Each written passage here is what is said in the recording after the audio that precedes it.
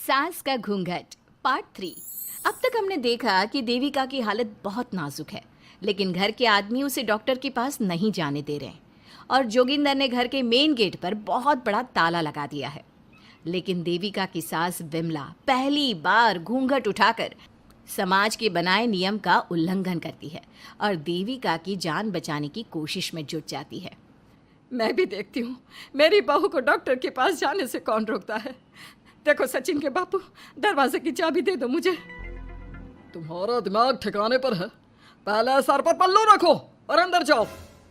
आज तक मैंने आपका हर गलत फैसला सर झुकाकर स्वीकार कर लिया, लेकिन आज मैं आपकी एक बात नहीं सुनूंगी। मुझे मेरी बहू की किसी भी कीमत पर जान बचानी है। मुझे चाबी दे दीजिए। पिताजी, माँ ठीक बोल रही है, चाबी दे दीजिए ना, नहीं तो देविका नहीं बचेगी। देविका मरती है तो मर जाए, लेकिन यह दरवाजा नहीं खुलेगा। तुम सारी औरतों को इस देविका नाम की बीमारी ने पागल कर दिया है और इस बीमारी का अच्छी तरह से इलाज करना आता है मुझे। वीना बेटी, सुजाता बहू, जाओ अंदर से देविका को लेकर आओ। विमला ये बोलकर अपने पति के हाथ से चाबी छीन लेती है। तभी महेंद्र विमला का हाथ पकड़कर चाबी विमला से छीन लेता है। भाभी, घर के मर्दों से टक्कर लेकर आप अच्छा नहीं कर रही हो। ये इस घर के संस्कार नहीं है। महेंद्र की बात सुनकर कम्मू अपने पति के हाथ से चाबी छीनकर कहती है, इस घर के संस्कार क्या है हम अच्छी तरह से जान गए हैं। आज इस घर का दरवाज़ा खुलकर रहेगा और देविका डॉक्टर के पास जाकर रहेगी। भाभी, ये लो दरवाज़ा खोलो। विमला ताला खोल देती है। तभी वीना और सुजाता देविका को लेकर आ जाती हैं। घर की सारी औरतें देविका को लेकर घर से जा रही होती है कि तभी सुजाता का पति मोहन उससे कहता है, सुजाता, तुम देविका को लेकर इस घर से निकल तो रही हो, लेकिन याद रखना, अगर तुमने एक कदम भी बाहर निकाला तो वापस इस घर में मत आना। मैं देविका के साथ अस्पताल भी जाऊंगी और वापस इस घर में भी आऊंगी। देखती हूँ कौन रोकता है मुझे। देखता हूँ कैसे इस घर के अंदर कदम रखती हो और कौन तुम्हारी मदद करता है। कानून मेरी मदद करेगा और कारट के दरवाजे हर नागरिक के लिए खुले हैं। मोहन को अपनी पत्नी से इस तरह बात करता देख कल्याण वीना से कहता है, वीना, तुमने देविका का साथ देकर अच्छा नहीं किया। अगर तुम अभी भी इसके साथ गई तो अपना और मेरा रिश्ता खत्म समझना। मुझे कोई फर्क नहीं पड़ता। तुमने आज तक किया ही क्या है मेरे लिए। तुम खुद घर जमाई बनकर मेरे घर में रह रहे हो। कभी 100 रुपये की साड़ी दिलाई है मुझे? मेरे आने से पहले मेरा घर छोड़कर निकल जाना, समझे? ये बोलकर वीना और घर की सभी औरतें देविका को अपने साथ अस्पताल ले जाती है। वहाँ जाने के बाद डॉक्टर जल्दी से देविका का चेकअप करता है। चेकअप करने के बाद वो गुस्से से कहता है, ये क्या किया है तुमने?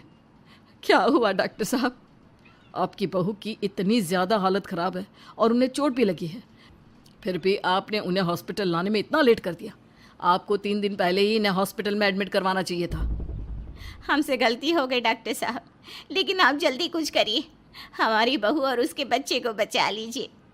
देखिए, अभी कुछ भी कह पाना मुश्किल है। हम माँ और बच्चे में से किसी एक को ही बचा सकते हैं। आप सोच लो किसे बचाना है। डॉक्टर साहब, आप देविका को बचाइए, उससे कुछ नहीं होना चाहिए। देखिए, हमें देविका का ऑपरेशन करना पड़ेगा। आप इनके पति को बुलाइए, हमें कुछ पेपर पर साइन करवाने हैं। डॉक्टर की बात सुनकर सभी औरतें सोच में पड़ जाती हैं।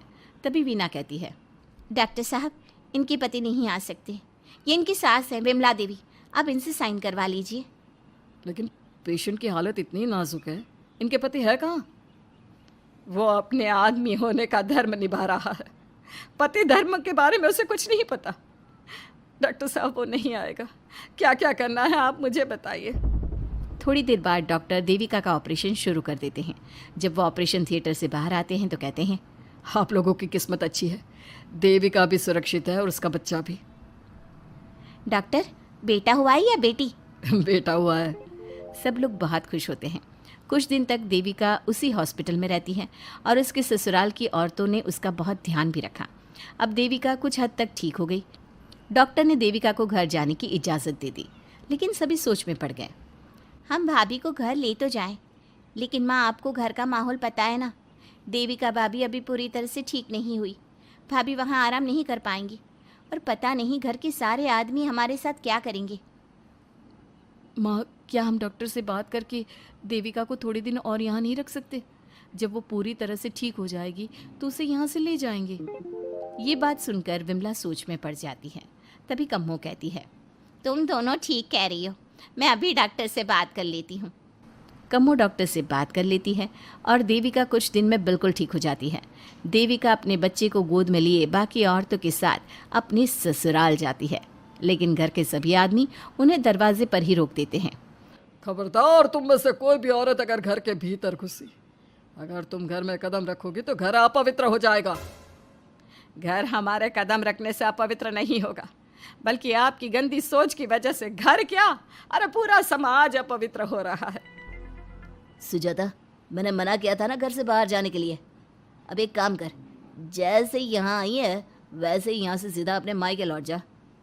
क्यों जी, क्यों चली जाऊँ मैं अपने मायके? मैं जब तक चाहूँ यहाँ रह सकती हूँ।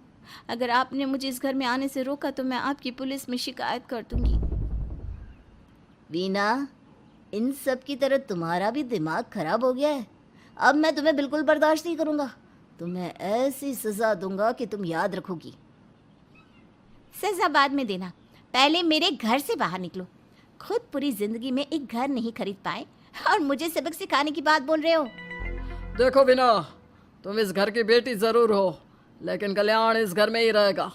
उसने बहुत कुछ किया है इस घर के लिए, लेकिन तुम अब यहाँ नहीं रह सकती। क्यों नहीं रह सकती? इस घर पर मेरा उतना ही हक है जितना सचिन का। देश के कानून ने मुझे ये हक दिया है। अगर मैं चाहूँ तो कोर्ट का सहारा लेकर इस जायदाद का आधा हिस्सा ले सकती हूँ। और हाँ कल्याण, तुमसे तलाक भी ले सकती हूँ। वीना, देविका के साथ रह रहकर तुम्हारा दिमाग भी खराब हो गया है। और कम्मो, मैंने तुमसे कितना मना किया, घर से बाहर मत जाओ, देविका की मदद मत करो, लेकिन तुमने मेरी एक नहीं सुनी। अब तुम इस घर से और मेरी ज़िंदगी से चली जाओ। ये कदम उठाकर तुमने बिल्कुल अच्छा नहीं किया। ये कदम तो मुझे उस समय उठाना चाहिए था जब मैं माँ बनने वाली थी। आपके झूठे अहंकार और गलत नियमों की वजह से मैंने अपने 2 बच्चे खो दिए। अगर उस समय मैं दाई अम्मा से इलाज ना कराती और हॉस्पिटल चली जाती तो सचिन के बराबर मेरे भी 2 बेटे होते। सभी पति इस बात पर अड़े हुए थे कि वो अपनी अपनी पत्नियों को घर के अंदर नहीं आने देंगे। देविका बहुत देर तक सबकी बातें सुनती रही। फिर उसने अपने पति से कहा, सचिन, तुम्हारे घर के आदमियों की बात तो मैंने सुन ली। अब तुम बताओ, तुम्हारा क्या फैसला है? देविका, मुझे माफ़ कर दो, मैं तुम्हारे लिए कुछ नहीं कर सकता। मैं मजबूर हूँ। मुझे पता था सचिन, तुम्हारा यही जवाब होगा। मुझे अपने आप पर हैरानी है कि मैंने बिना रीढ़ की हड्डी वाले आदमी से प्यार ही क्यों किया, शादी क्यों की। अब मैं आप सबसे बस आखिरी बार पूछ रही हूँ, तुम हमें अंदर आने दे रहे हो या नहीं, या मैं पुलिस को फ़ोन करूँ?